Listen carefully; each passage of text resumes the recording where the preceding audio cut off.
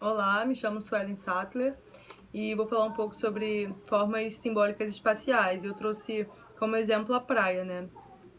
O valor simbólico seria um produto ou um presente jogo cultural construído socialmente dentro de um determinado espaço-tempo. O que isso quer dizer? As representações simbólicas fazem parte do itinerário da nossa evolução e desenvolvimento. A atribuição de significados e ações, como ritos de passagens, fenômenos naturais e sociais, ocorrem desde os primórdios da raça humana. O espaço geográfico obtém um papel elemento fundamentador que significa em diversas manifestações, fazendo uso do potencial imaginético da nossa imaginação, seria no meio natural e antrópico, agregando significados variados, ganhando valores simbólicos na sociedade. Este acontecimento leva-se a pensar em formas simbólicas espaciais formadas por fixos e fluxos. Dentro de um exemplo da praia, podemos trazer como um exemplo de fixo a areia ou o mar, que mesmo que em constante movimentação, ele é um fator fixo, e o fluxo, que seria os banhistas, turistas, os trabalhadores, camelôs. Esse acontecimento, ele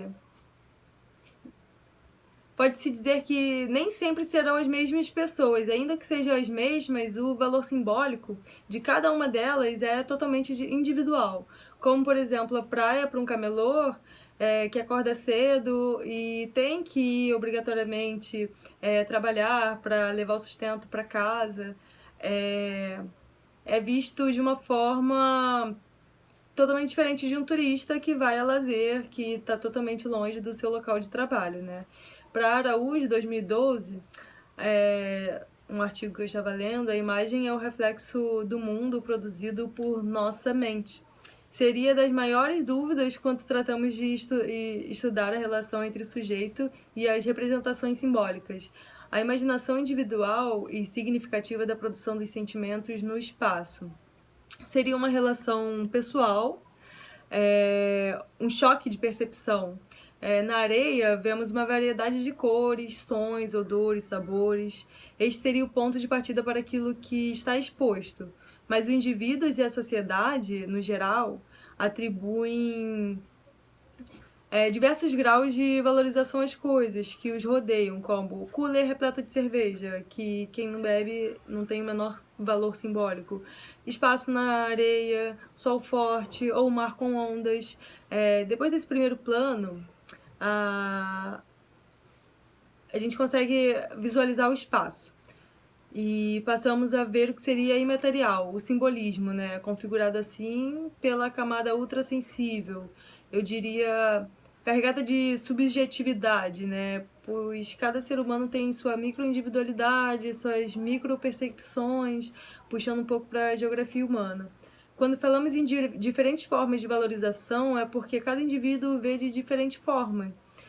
Estamos diante da natureza concreta ou abstrata. Concreta porque todos enxergam, e abstrata seria a sua percepção simbólica espacial. Dando de exemplo, o sujeito cria sua representação do mundo ao redor, uma imagem da sua percepção de acordo com características e histórias dele próprio, a história que ele criou de todos esses anos, né? Devido às condições necessárias para a formação das ideias, ou seja, representações construídas por elementos imaginários e valorosos para aquela percepção individual. Eu trouxe a praia como um elemento, como um exemplo de forma simbólica. Seria a praia um espaço democrático, como diz a lenda do carioca, né? Um espaço de areia é possível ver de um lado, convivendo harmoniosamente o empresário de um office boy, a mulher da socialite com o porteiro, né? Mas será que a orla da cidade maravilhosa tem mesmo um espaço democrático? Na música que eu escolhi, todos podem ir à praia. Uma vez lá, cada um no seu quadrado. Isso quer dizer que cada um escolhe um pedaço dela, mas eles se comunicam entre si. É um espaço democrático porque todos usam do mesmo espaço, mas de forma coletiva, mas existem interações entre elas. Por isso que eu digo que talvez seja ou não, eu trago aqui um questionamento do espaço democrático, mas é vista de diferentes formas simbólicas. Diria que a democracia de um jeitinho carioca, em que todos podem ir à praia, mas a maioria procura não ultrapassar os limites da sua praia. Existe uma linha imaginária entre grupos em diferentes praias. Por exemplo, numa reportagem da Folha de São Paulo, de junho de 2019, ela fala sobre a polarização política, né, chegando às praias cariocas. Antes os grupos seriam divididos culturais, sociais, e hoje, depois das eleições de 2018, os frequentadores se reúnem por afinidade ideológica, né? Podemos dizer que as praias possuem linhas imaginárias, comportamentais ou culturais, que, por exemplo, separam surfistas do arpoador da galera LGBTQ+, ali na rua Farm de Amoedo. Ou a galera do Posto 9,